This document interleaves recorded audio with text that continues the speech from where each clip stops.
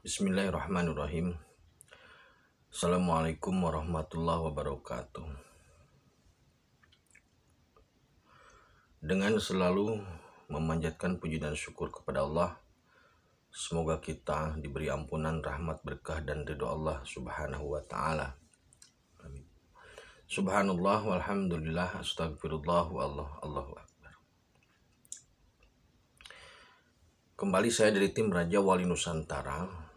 Kali ini akan mengangkat tema terkait kesehatan atau secara spesifik terkait dengan penyakit stroke.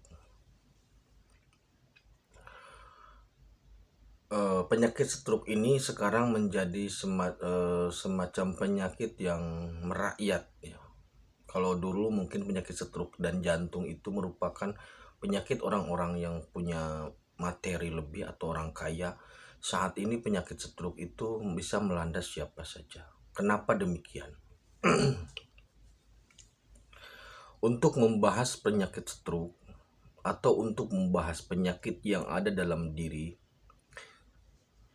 kita kembali kepada teori sedulur papat kelima pancer. Yang dibahas ini adalah terkait dengan penyakit fisik atau medis ya. Dalam seluruh papat kelima pancer itu terdapat fisikis, intelektual, emosional, dan juga ruh. Nah, yang bisa sakit itu adalah fisik dan psikis, atau bahasa lainnya badan dan jiwa. Nah, kemudian yang menyebabkan sakit bisa jadi yang pertama yang bisa menyebabkan sakit itu dari luar atau ada asupan makanan dari luar. Jika makanan yang dimakan halal, maka itu kaitannya dengan psikis. Syariat itu kaitannya dengan psikis pengaruhnya. Kemudian jika baik, thayyib, itu kaitannya dengan fisik. Dan jika makan berlebihan atau tidak berlebihan, itu terkait dengan keduanya. Jadi jika Anda memakan makanan yang halal, baik, dan cukup, itu berarti Anda memperbaiki psikologi, fisik, dan keduanya. Nah, sementara akal atau intelektual dengan nafsu atau motivasi itu tidak bisa sakit. Akal dan nafsu tidak bisa sakit, tetapi bisa menyakiti. Itu bisa menyakiti. Sementara ruh netral tidak bisa menyakiti dan tidak bisa sakit. Nah, nafsu kalau dia dorongan nafsu terlalu tinggi terhadap fisik, itu nanti akibatnya kelebihan beban fisik, kelelahan gitu ya. Bisa jadi olahraga yang ekstrim atau bisa jadi tinju dan sebagainya. Itu aktivitas fisik yang berlebihan bisa menciptakan kelelahan. Nafsu atau motivasi yang terlalu tinggi yang mendorong psikologi itu bisa melahirkan kekecewaan karena ekspektasi yang tinggi terhadap sebuah rencana tapi ternyata meleset, itu bisa mengakibatkan kekecewaan itu loh. Nah, aktivitas nafsu atau motivasi yang terlalu tinggi yang mendorong akal atau intelektual, inilah yang bisa menyebabkan penyakit stroke. Kenapa demikian? Kenapa nafsu atau motivasi yang tinggi bisa menyebabkan yang mendorong akal atau intelektual dapat menyebabkan stroke? Oke. Begini. Kita analogikan sederhana sebentar. Kita analogikan secara sederhana. Komputer, jaringan komputer yang terhubung dengan internet dimanapun, itu bisa dimatikan, bisa dirusak dengan sistem hacker atau crack dari tempat manapun juga. Jadi seseorang yang memiliki kemampuan itu bisa mematikan software komputer, bisa menghancurkan hardware komputer melalui software gitu aja. Jadi kalau hardware komputer bebannya terlalu berat, kalau HP Android Anda bebannya terlalu berat softwarenya, jadi beban softwarenya terlalu berat dibanding kemampuan hardwarenya, maka hardwarenya akan rusak. Gitu aja sederhananya. Nah, dorongan nafsu atau motivasi ke akal yang terlalu tinggi itu menambah beban akal. Maksudnya menambah beban pikir, sehingga ketika beban pikir itu terlalu tinggi, sedangkan kemampuan fisiknya terbatas, maka inilah yang kemudian kalau di komputer dinamakan hang gitu. Pengendapan yang terus-menerus dari energi hang ini itu bisa merusak hardware itu sendiri. Nah, jadi kenapa bisa terjadi stroke? Itu yang pertama, ketika dorongan nafsu atau motivasi terlalu tinggi, ternyata kenyataan tidak sesuai dengan harapan. Gitu loh. Bapaknya Anda merencanakan sebuah mengkalkulasi hitungan terkait dengan proyek, ternyata meleset. Yang kedua, sering menyalahkan orang lain. Ini faktornya akal. Ketika Anda menyalahkan orang lain, itu Anda mengeluarkan energi. Satu, menganggap diri Anda benar, dan dua, mengeluarkan energi untuk menyalahkan orang lain. Itu. Jadi yang pertama, kalkulasi yang meleset sehingga Anda tidak menerima kenyataan itu. Yang kedua, menyalahkan orang lain sehingga itu berarti Anda membenarkan diri Anda. Nah, kemudian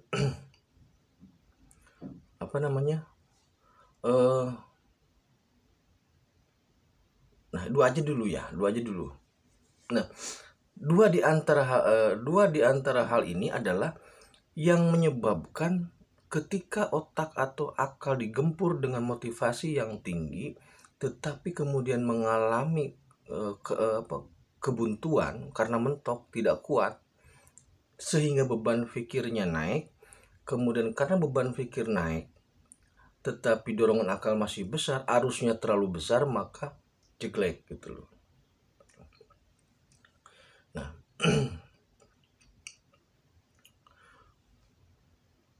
nah jadi kenapa stroke itu bisa terjadi? Karena arus yang masuk ke otak, motivasi yang masuk ke otak, dorongan energi yang masuk ke otak terlalu besar sehingga otak tidak mampu.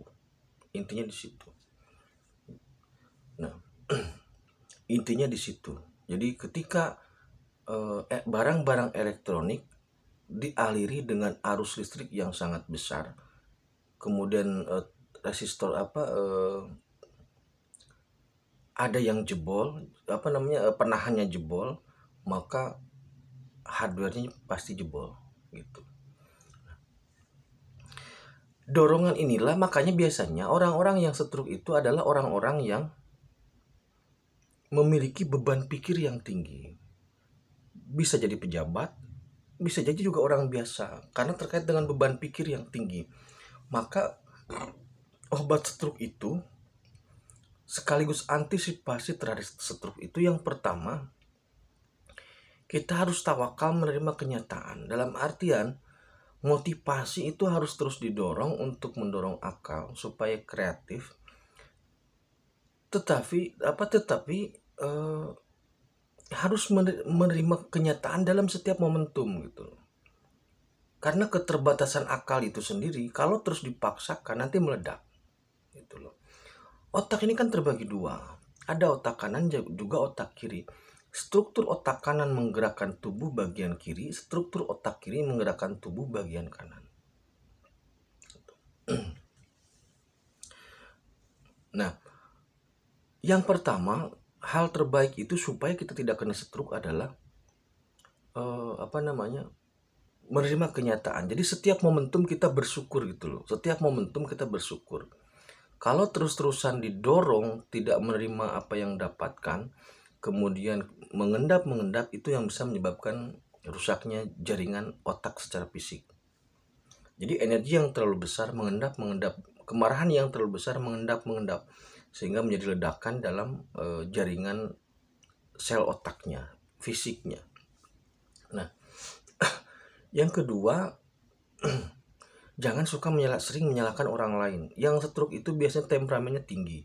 Dia selalu menyalahkan orang dan membenarkan dirinya sendiri. Ketika kita menyalahkan orang, maka kita membangun energi yang besar kepada otak untuk mencari, mengkalkulasi kesalahan orang itu. Karena tidak mungkin kita menyalahkan orang tanpa alasan, walaupun alasannya ngarang. Jadi ketika kita menyalahkan orang lain, itu pasti menciptakan alasan walaupun tidak masuk akal, tapi otak berpikir untuk mencari kesalahan orang itu. Nah, ketika itu energi berarti keluar sangat besar, otak didorong untuk berpikir tinggi. Jika ini terus-menerus diulang, maka beban otak tinggi, terus mencari kesalahan orang, terus mencari celah, maka itu juga akan mengendap, energinya mengendap sehingga membahayakan otak. Nah, yang ketiga adalah tumbuhkan kasih sayang, Nah, yang keempat, kurangi pikir, berhenti berpikir, maksudnya turunkan tingkat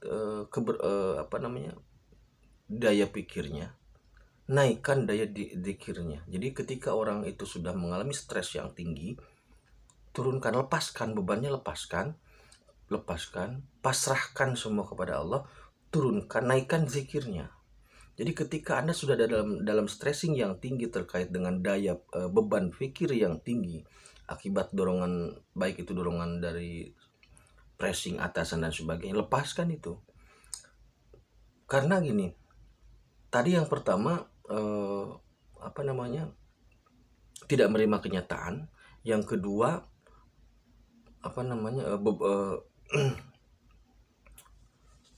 nah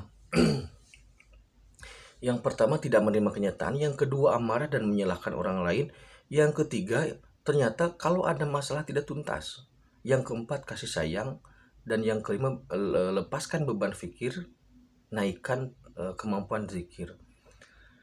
Ketika ada masalah itu harus selesai dengan tuntas, jangan disisakan untuk mengendap menjadi masalah gitu loh, untuk mengendap berkembang menjadi masalah baru. Kalau ada suatu masalah itu harus selesai, harus tuntas gitu loh. Walaupun cara penuntasannya beragam sesuai dengan kemampuan masing-masing. Nah, jadi penyebab dari stroke itu, sekali lagi, satu, tidak menerima kenyataan, obati dengan tawakal, pasrahkan. Yang kedua, sering memarahi orang lain, menganggap diri benar, mengatakan orang lain salah, berhenti dengan kasih sayang. Yang ketiga, sering sekali tidak menuntaskan atau tidak mencari solving problem solving dari kehidupan atau dari masalah apapun, maka solusinya tuntaskan masalahnya. Dan yang terakhir adalah kurangnya zikir, maka dorongan motivasi yang tinggi terhadap beban otak, turunkan beban fikir, naikkan kemampuan zikir. Kenapa harus zikirnya apa? Zikir yang terbaik adalah zikir hu Allah. Zikir hu Allah. Hu dengan cara menarik napas itu batin, maksudnya di hati, kemudian Allahnya dilepas. Jadi biasa saja seperti orang bernapas seperti biasa. Hu Allah gitu. Nah, kenapa demikian? Ketika zikir hu Allah itu masuk ke dalam peredaran darah, mengikat hemoglobin, kemudian dia memiliki karakteristik yang kuat gitu loh untuk menabrak sumbatan-sumbatan yang ada di otak. Nah, untuk yang sudah terkena stroke, fisiknya bisa dibantu diobati dengan makanan yang protein hewaninya tinggi. Bisa dibantu diobati dengan makanan yang protein hewaninya tinggi. Contohnya gabus. Gitu. Nah, untuk spiritnya zikir hu Allah itu. Ya. Dan bagi orang yang sudah terkena stroke atau ada gejala stroke atau stres, ketika Anda cepat tidur sambil terus berzikir, karena zikir itulah yang bisa membantu secara fisik melepaskan sumbatan-sumbatan di otak sehingga beban otak itu menjadi normal, stabil kembali, dan secara spirit itu kita memasrahkan diri kepada Allah. Itu. Ini salah satu tips atau salah satu hal terkait dengan setruk, semoga bermanfaat. Terima kasih. Akhirul kalam. Assalamualaikum warahmatullahi wabarakatuh.